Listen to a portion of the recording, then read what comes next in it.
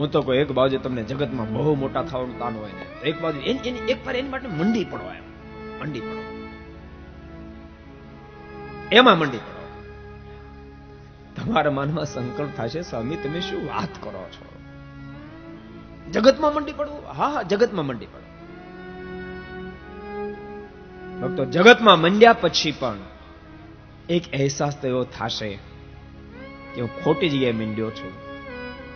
આજ નહીં તો કાલ. જે ખોટું છે તો ખોટું જ રહેવાનું, એ સાચું કદી ન થાય. ખોટો રૂપિયો ભક્તો તમે કદાચ બજારમાં જાઓ ને એક જગ્યાએ ચાલ્યો જાય, એનો મતલબ એમ નથી એ પાસ થઈ ગયો. એક વેપારી લઈ લેશે તો એ વેપારી પાસે બીજો નહીં લે, કદાચ બીજો લઈ લેશે તેની પાસે ત્રીજો નહીં લે, ખોટો જ છે. એમ ભક્તો, જગત મિથ્યા છે, મિથ્યા જ રહેવાનું.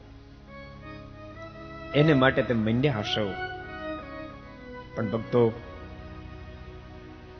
તમે વેગથી જઈ રહ્યા છો, ભલે ખોટે માર્ગે જઈ રહ્યા છો. ખોટે માર્ગે જેને વેગ હશે ને, એ જ્યારે કોઈ કહેનારું મળશે ભક્તો, ત્યારે રિટર્ન જ્યારે ફરશે ત્યારે એટલો વેગથી જ પાછો ફરશે, એટલા વેગથી જ પાછો ફરશે. અને ઠાકોરજી બહુ દયાળુ છે, અતિ દયાળુ છે ભક્તો. જીવનની અંદર પ્રત્યેક વ્યક્તિને ભક્તો યાદ રાખજો, મોક્ષને માટે યુટર્ન આપતા જ રહેતા હોય છે, યુટર્ન આપતા જ રહેતા હોય છે કે બાપ તું ખોટે માર્ગે જઈ રહ્યો છો, હવે તું યુટર્ન મારી દે, એમ પાછો વળી જા, યુટર્ન આપે જ એમ. અને ભક્તો યુટર્ન જ્યારે પ્રાપ્ત થાય ત્યારે વ્યક્તિ જો પાછો વળી જાય તો એ નિજ સ્થાન સુધી પહોંચી શકે.